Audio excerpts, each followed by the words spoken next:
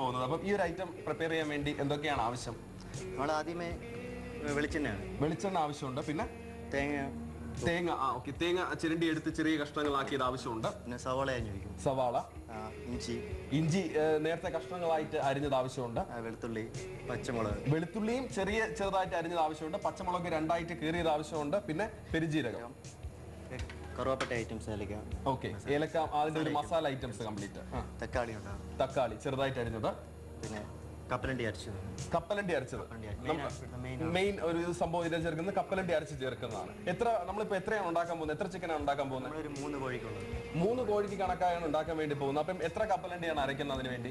1 kilo അകത്ത്. അപ്പം ഇവിടുത്തെ ഒരു സ്പെഷ്യൽ ഇതാണ് കപ്പലണ്ടി അരച്ച് ഇതിലേക്ക് ചേർക്കുന്നത്. നമ്മൾ അരയ്ക്കുമ്പോൾ വേറെ ഒന്നും ഇതിനോട് ചേർക്കുന്നില്ല, കപ്പലണ്ടി മാത്രം അരച്ച് വെള്ളത്തിലൂടെ ബോയിൽ ചെയ്ത് കഴുകിയിട്ട് മിക്സിയിൽ അരച്ചെടുക്കും. അപ്പൊ ഈ കപ്പലണ്ടി ചേർത്ത് നിങ്ങൾ മറക്കരുത്. അതാണ് ഇവിടുത്തെ ഒരു സ്പെഷ്യൽ ആയിട്ടുള്ള സാധനം. പിന്നെ കറിവേപ്പില, ചെറിയ ഉള്ളി അരിഞ്ഞത്, മുളക് പൊടി, മല്ലിപ്പൊടി, ഉപ്പ്, ഇതൊക്കെ വെച്ചാണ് നമ്മുടെ നാടൻ ചിക്കൻ കറി, കേരള ചിക്കൻ കറി ഇവിടെ ഉണ്ടാക്കാൻ വേണ്ടി പോകുന്നത്. അപ്പം ആദ്യം നമുക്ക് എണ്ണ ഒഴിക്കാം അല്ലേ?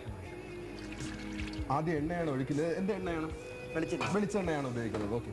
എത്ര വെളിച്ചെണ്ണയാണ് ഇപ്പോൾ ഒഴിച്ചു? ഏകദേശം നമ്മളൊരു 3 കോഴിക്ക് വേണ്ടി ആദ്യം എത്ര വെളിച്ചെണ്ണ ആവശ്യം? 300 ഗ്രാം. നമുക്കപ്പോൾ ആദ്യം നമ്മുടെ തേങ്ങ. ശരി. ഇതൊരു എത്ര തേങ്ങ വരും? ഒരു തേങ്ങ. ഇതെന്ത് പരുവാവണം? ഇതൊരു ഫ്രൈ ആവും. ഓക്കെ, ശരി. ഫ്രൈ ആവും. ഓക്കെ. ഏകദേശം പാകമായിട്ടുണ്ട്. ലൈറ്റ് ബ്രൗൺ ആയിട്ടുണ്ട്. ഇനി നമ്മൾ അതിലേക്ക് ഇട്ട് കൊടുക്കുന്നത് വെളുത്തുള്ളി, ചെറുതായിട്ട് അരിഞ്ഞ വെളുത്തുള്ളി ഇതിലേക്ക് ഇട്ട് കൊടുക്കുകയാണ്. അതൊരു സ്വല്പം ഫ്രൈ ആയി ഉടനെ നമുക്ക് പെരുജീരകം ഇട്ട് കൊടുക്കാം. ഓക്കെ, ശരി.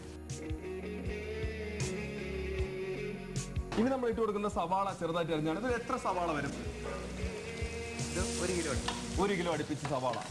ഒരു 1 കിലോ അടുപ്പിച്ച് സവാളയും ഇതിലേക്ക് ഇട്ട് കൊടുക്കുന്നുണ്ട്. എന്നിട്ട് നന്നായിട്ടൊന്ന് മിക്സ് ചെയ്ത് ഇളക്കുവാണ്.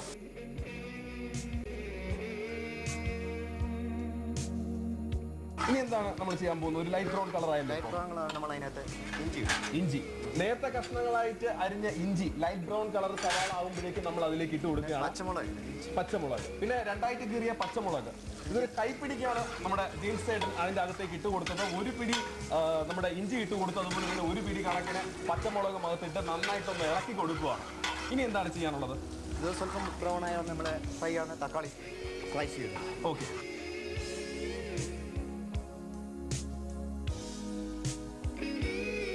ഇനി നമുക്ക് സ്ലൈസ് ആയിട്ട് ഇട്ട് കൊടുക്കാം. തക്കാളി ഇട്ട് കൊടുക്കാം. നമ്മൾ തക്കാളി ഇതിലേക്ക് ഇട്ട് കൊടുത്തു.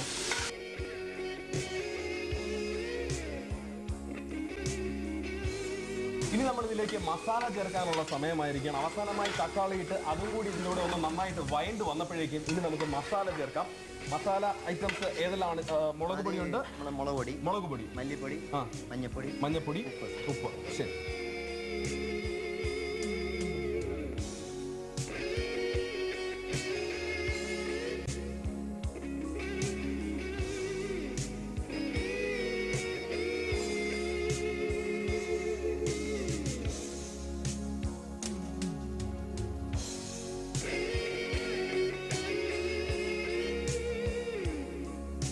മസാല ഐറ്റംസ് ചേർത്തതിന്റെ കണക്ക് നിങ്ങൾ കണ്ടു കഴിഞ്ഞില്ല എങ്ങനെയാണെന്നുള്ളത്. ഇപ്പോൾ ടേബിൾ സ്പൂൺ കണക്കാണ് പറയുകയാണെന്നുണ്ടെങ്കിൽ ചേട്ടൻ ചേർത്തത് 1 കോഴിക്കാണെന്നുണ്ടെങ്കിൽ 1 ടേബിൾ സ്പൂൺ മുളക് പൊടി മതി, 1 ടേബിൾ സ്പൂൺ മല്ലിപ്പൊടി മതി, 1 ടേബിൾ സ്പൂൺ മഞ്ഞൾപ്പൊടി മതി. ഇപ്പൊ നമ്മൾ 3 കോഴിയാണ് ഉണ്ടാക്കാൻ വേണ്ടി പോകുന്നത്. അപ്പോൾ 3 ടേബിൾ സ്പൂൺ വീതമാണ് ഇതിലേക്ക് ഇട്ട് കൊടുത്തത്.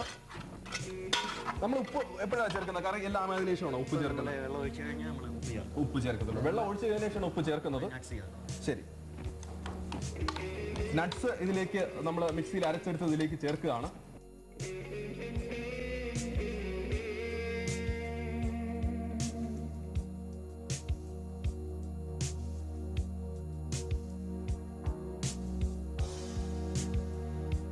പ്രത്യേകിച്ച് ശ്രദ്ധിക്കുക, നല്ലതുപോലെ ഫ്രൈ ആവണം. കാരണം നട്ട്സും കൂടി ഇട്ട് കൊടുത്തത്, നട്ട്സ് നമ്മൾ മിക്സിയിൽ അടിച്ച് ഇതിലേക്ക് ഇട്ട് കൊടുത്തത് കൊണ്ട് ഒരു ചെവ വരാൻ ചാൻസ് ഉണ്ട്. പച്ച ചെവ കിട്ടുമെന്നാണ് പറയുന്നത്. അത് മാറാൻ വേണ്ടിയാണ് നല്ലതുപോലെ ഒന്ന് ഫ്രൈ ആയിട്ട് എടുക്കേണ്ടത്. എന്നിട്ട് നന്നായിട്ട് തന്നെ ഒന്ന് ഇളക്കി കൊടുക്കുകയും വേണം.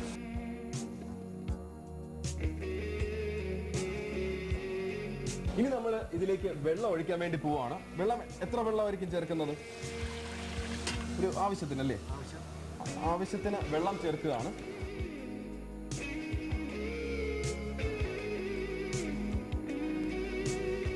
ഇനി എന്താ ചെയ്യാൻ പോകുന്നത്? ഉപ്പ്. നേരത്തെ ഞാൻ ചോദിച്ചു, നമ്മൾ മസാല ഐറ്റംസ് മാത്രമേ ചേർത്തുള്ളൂ. മസാല അതിലേക്ക് ഇത് കിടക്കുമ്പോൾ സവാളയിലൊന്നും നമ്മൾ ഉപ്പ് ചേർത്തിരുന്നില്ല. വെള്ളം ഒഴിച്ചതിന് ശേഷമാണ് നമ്മൾ ഉപ്പ് ചേർത്തത്. ആവശ്യത്തിന് മസാല ഐറ്റംസ് എല്ലാം കൂടി നമ്മൾ ഇതിലേക്ക് ചേർക്കാൻ പോവാം.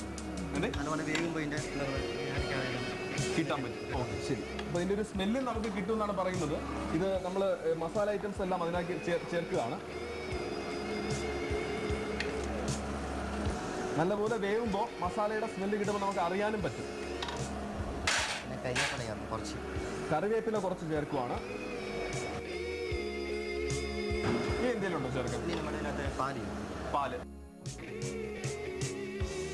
ഇനി നമ്മൾ പശുവിൻ പാൽ ഇതിലേക്ക് ചേർക്കുകയാണ്. 1 ലിറ്റർ പശുവിൻ പാല് നമുക്ക് ചേർക്കാം. 1 ലിറ്റർ നമുക്ക് ചേർക്കാം.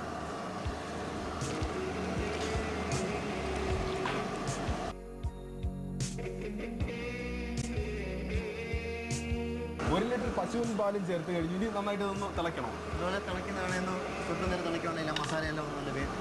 മസാലയുടെ കാര്യം എന്തെല്ലാം ചേർത്ത് അറിയാം. 4 ഐറ്റംസ് മസാലയാണ് ചേർന്നത്. ഏതൊക്കെയാണ് ചേർത്തത് നമ്മൾ മസാല? തക്കോല. അപ്പോൾ കറുകാപ്പട്ട, ഏലക്ക, ഗ്രാമ്പൂ, തക്കോല, അങ്ങനെ 4 ഐറ്റംസ് ചേർത്തിട്ടുണ്ട്. ഇത് കുറച്ച് കഴിയുമ്പോൾ ഒന്ന് വെന്ത് വരുമ്പോഴേക്കും നമുക്ക് ഈ മസാലയുടെ സ്മെല്ല് കിട്ടും. അപ്പം തന്നെ നമുക്ക് ഇതിന്റെ വേവ് മനസ്സിലാക്കാൻ വേണ്ടി പറ്റും. നമ്മുടെ പാല് ഏകദേശം തിളച്ച് കഴിഞ്ഞു. ഇതും കൂടി മിക്സായി വന്നപ്പോഴേക്കും ഇനി നമ്മൾ ചേർക്കാൻ പോകുന്നത് നമ്മുടെ കോഴി. 3 കോഴി നന്നായിട്ട് അരിഞ്ഞു വെച്ചിട്ടുണ്ട്. അത് ഇതിലേക്ക് ചേർക്കുകയാണ്. കോഴി ഇതിലേക്ക് എടുത്ത് തട്ടാം. ശരി. ചെറുതായിട്ടാണ് കോഴി അരിഞ്ഞു വെച്ചേക്കുന്നത്. ചെറിയ ചെറിയ ചെറിയ പീസസ് ആയിട്ടാണ്.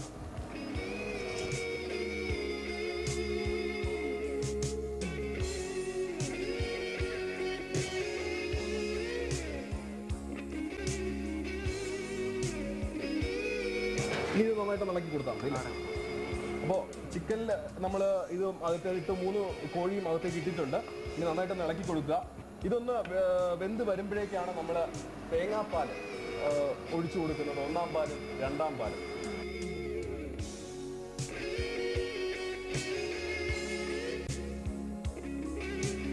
മൂന്ന് കോഴിയും ഇതിന്റെ അകത്തേക്ക് ഇട്ട് കൊടുത്തു. ഇനി ഒരു 6-7 മിനിറ്റ് സമയം ഇതൊന്ന് വെന്ത് വരാൻ സമയമെടുക്കും.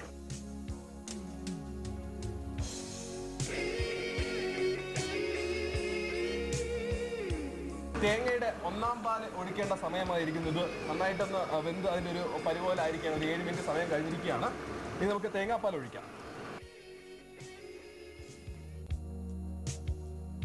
1-ാം തേങ്ങാപ്പാലാണ് ഇതിലേക്ക് ചേർക്കുന്നത്. എത്ര തേങ്ങയുടെ പാലാണ്? 5 തേങ്ങയുടെ പാലാണ്. 5 തേങ്ങയുടെ പാലാണ് ഇതിലേക്ക് ചേർക്കുന്നത്.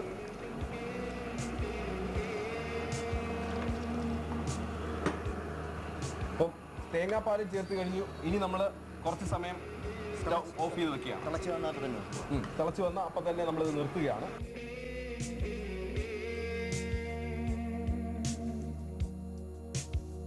ഇനി നമ്മൾ താളിക്കാൻ വേണ്ടി പോവുകയാണ്. നേരത്തെ പറഞ്ഞിരുന്നു മുളകും അതുപോലെ തന്നെ ചെറിയ ഉള്ളിയും കറിവേപ്പിലയും കടുവും ഒക്കെ ഇട്ട് താളിക്കാൻ വേണ്ടി പോവുകയാണ്. നമ്മൾ എണ്ണ ഒഴിച്ചു കൊടുക്കുന്നു. ഈ ഐറ്റംസ് എല്ലാം അതിൽ ചേർക്കുന്നു അല്ലേ? ഇതിപ്പോൾ എത്ര എണ്ണ ഒഴിച്ചത്? 100 ഗ്രാം. 100 ഗ്രാമാണ് ഇപ്പം ഇതിലേക്ക് ആവശ്യമായി ചേർത്തത്.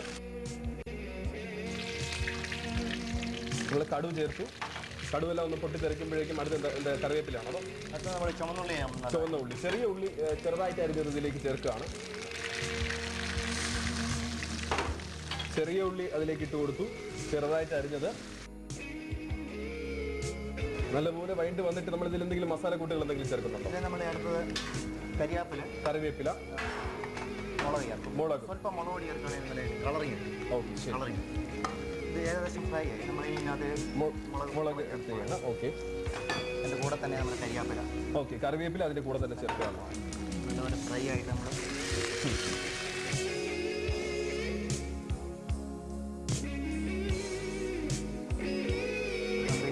കളർ കിട്ടാൻ വേണ്ടി നേരത്തെ പറഞ്ഞില്ലേ, സ്വല്പം മുളക് ഇതിലേക്ക് ചേർത്തു. പാകമായിട്ടുണ്ട്. താളിച്ച് കഴിഞ്ഞിട്ടുണ്ട്. നമ്മൾ ഇതിലേക്ക് നമ്മുടെ കേരള ചിക്കൻ കറിയിലേക്ക് ഇട്ട് കൊടുത്തു. അതും കൂടി ആയപ്പോൾ സ്മെല്ലിന്റെ കാര്യമൊന്നും പറയണ്ട. നമ്മൾ അടച്ചിരിക്കുകയാണല്ലേ? അടച്ചില്ലേ സ്മെല്ല് മുകളിലേക്ക്. ഇപ്പോഴേ സ്മെല്ല് കൊണ്ട് നിൽക്കാൻ മതി. അപ്പം ഇനി ഈ പാത്രത്തിന്റെ അടപ്പ് തുറന്നിട്ട് വേണം ഒന്ന് ടേസ്റ്റ് ചെയ്യാൻ വേണ്ടി. ഇനി നമ്മൾ ടേസ്റ്റ് ചെയ്യാനുള്ള സമയത്തിലേക്ക് പോവാണ്. ഇത് തുറന്നു. അപ്പോൾ ഇനി നമുക്ക് കേരള ചിക്കൻ കറി എങ്ങനെയാണെന്നുള്ളത് നമുക്ക് തുറന്ന് നോക്കാം. എല്ലാം